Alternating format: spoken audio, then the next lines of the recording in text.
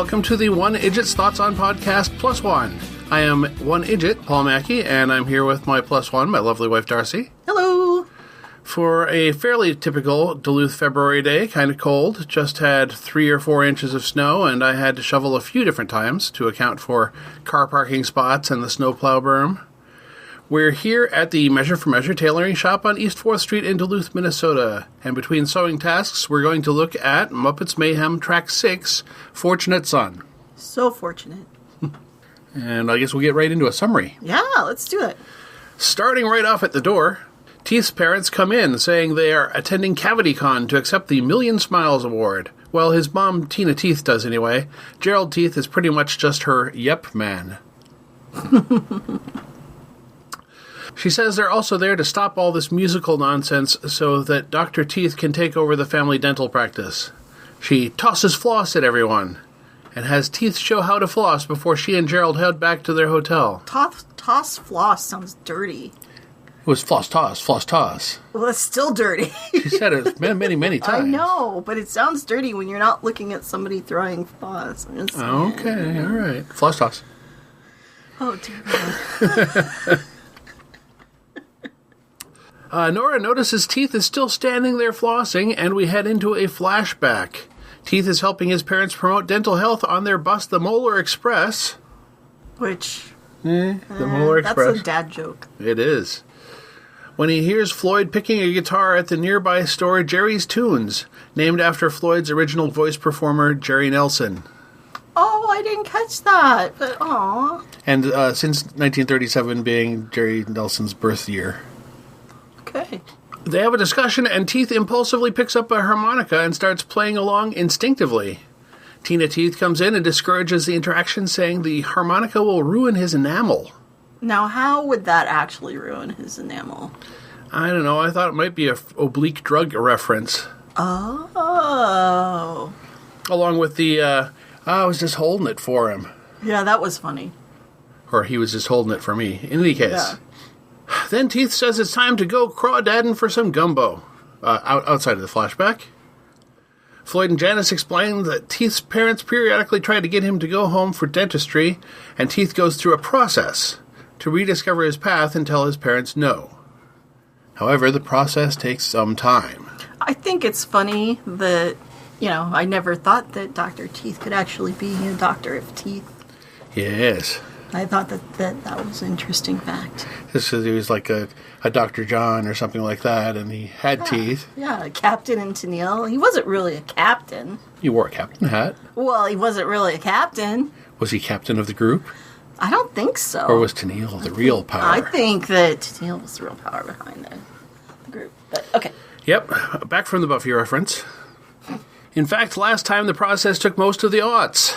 And Nora says she will talk some sense into him. They do not have most of a decade to work this out. Meanwhile, Animal talks to Moog about Nora. A lot. It seems like he's playing matchmaker in his own animal way. By repeating the same word over and over again? Nora. Nora. Nora. Teeth actually goes through many phases of his process in rapid succession. Malaise, self-doubt, rebellion, regret, and we're back to flashback before Floyd even finishes pointing it out. Outside Teeth's dental graduation, Gerald and Tina present him with his granddad's solid gold floss case. Meanwhile, Floyd is playing guitar in a street corner, having been drummed out of West Point. Floyd's still having trouble with one of his strings, and Teeth suggests he try playing bass. Floyd once again offers Teeth a harmonica, and they play some more before being rapidly interrupted once more by Tina and Gerald Teeth. Out from the flashback comes what Janice calls manic prosperity, and Teeth plays the keys crazily, Moog recording it all. Hannah points out that Nora should be able to help Teeth because of her experience with their mother. Okay, did you find the masks disturbing? The facial masks? Yes. Okay, good. I believe that was intentional, I hope. I know, it's really uncomfortable. Although Janice's mask totally looked great. Yeah, well, she was got a slightly more Muppety features. Yeah. And hers was also natural. I thought they were all goat cheese. No, the ones the gals had were the ones you buy online. Yeah? They're like the coffee filter and you shove it on your face. But Janice was the only one with the goat cheese? I thought she was the one who prepared all of the masks for everybody. No, she just did the goat cheese for her. Teeth goes to propose to Penny, and Nora bursts in, explaining it's part of the process, with which Penny is well aware. Nora tells Teeth to stop the process and declare his own dreams. Nora returns triumphantly to the shack, where the band explains that the process normally comes around to Teeth saying no to his parents, but because Nora stops it short, Teeth is headed to CavityCon with his parents, ready to fulfill his promise to take over the practice. Now, why would they call it CavityCon? Isn't that like a negative thing? Or maybe it's like money. They're like, oh, it looks like money to me. Please open your mouth. Yep, looks like a new boat. Well, that's just you, sweetie. At the convention, Floyd musically tries to convince Teeth to return. We see flashbacks to the formation of the band, but it seems he's still going back with his parents until Gerald speaks up and says more than yep, saying he should follow his dreams, not theirs. Yay. Dads are good for something, right? Here and there. I'm speaking about myself, not my dad. Oh, your dad was awesome. My dad was awesome as well. Yes. I thought about it for a second. I was like, I'm talking about me. Maybe me. Definitely dad, but maybe me. Well, dads kind of, they kind of linger back and then they pounce in when they need to.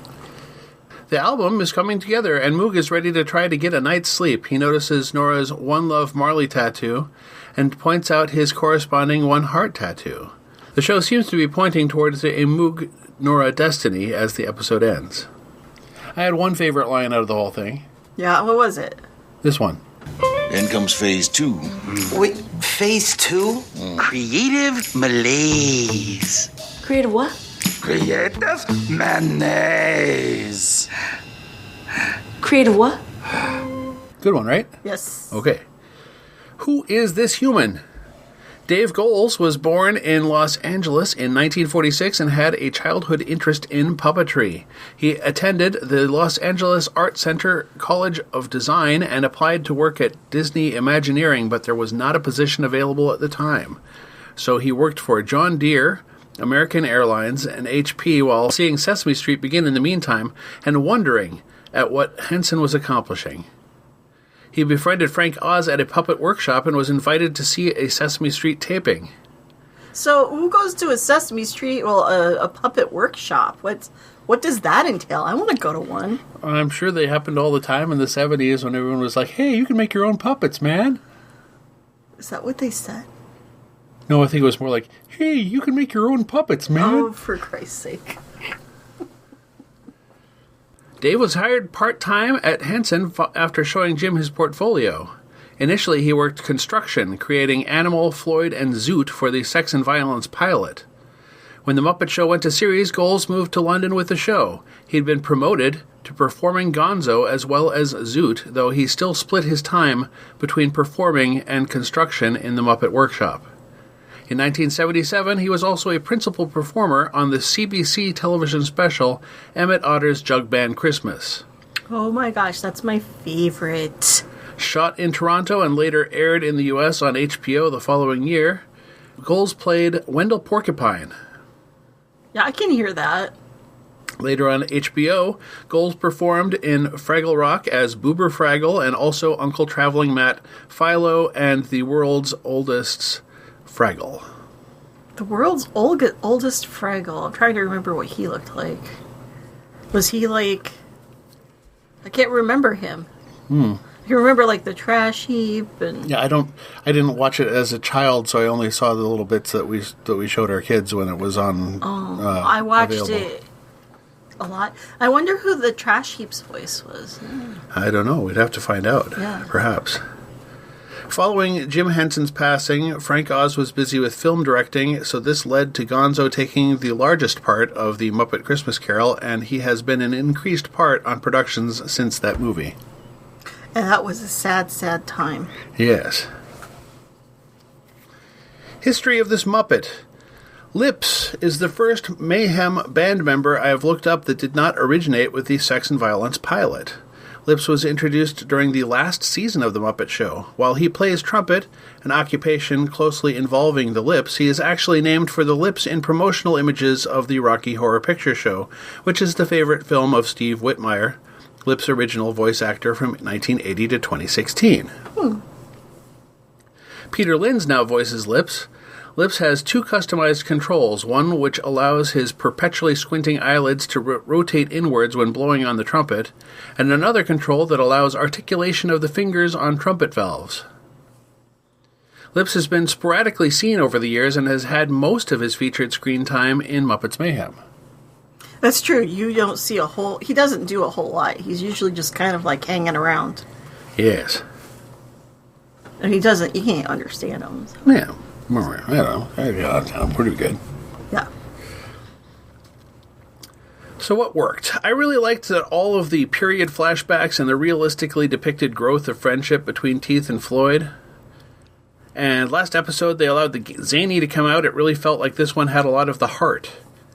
And meanwhile, I'm hoping this episode represents a cementing of the relationship between Moog and Nora, with JJ being the only one who perceives it as a triangle. Yeah. I could see them deciding to be a couple and JJ deciding he wants to interfere. Yeah. But hopefully it's not going to be like a whole, she might want to choose JJ or she might want to choose Moog or... Well, I don't know. I'm not too invested in that storyline, to be honest. Yes. What didn't work? I thought the whole Dr. Teeth process subplot was a little bit silly, but it was interspersed with so many of the really solid flashbacks, so I can't fault it that much. Yeah. Well, I guess it makes sense, but it was... And I mean, it's kind of funny that it did, escalate really quickly. Yes. Like that, because that's not how those processes go. Right. So next time will be Muppets Mayhem Track 7, 8 days a week. Which is not track 8, but track 7. Track 7. Track 7, 8 days a week. Happy hunting! Happy hunting! You've been listening to the One Idjit's Thoughts On podcast, produced by Paul Mackey in association with Nimlas Studios. Any short clips of audio from shows is included under fair use for commentary purposes, and copyright for that content remains with its original copyright holders. The theme song is Too Good by Jack Mangan and is used by his generous permission. One Idjit's Thoughts is produced under a Creative Commons Attribution, Non-Commercial, No Derivatives 4.0 International License. You can find more episodes of this podcast and many other fine podcasts at nimlas.org. You can contact me by emailing idjitcastpodcast@gmail.com or commenting on episodes at nimlas.org.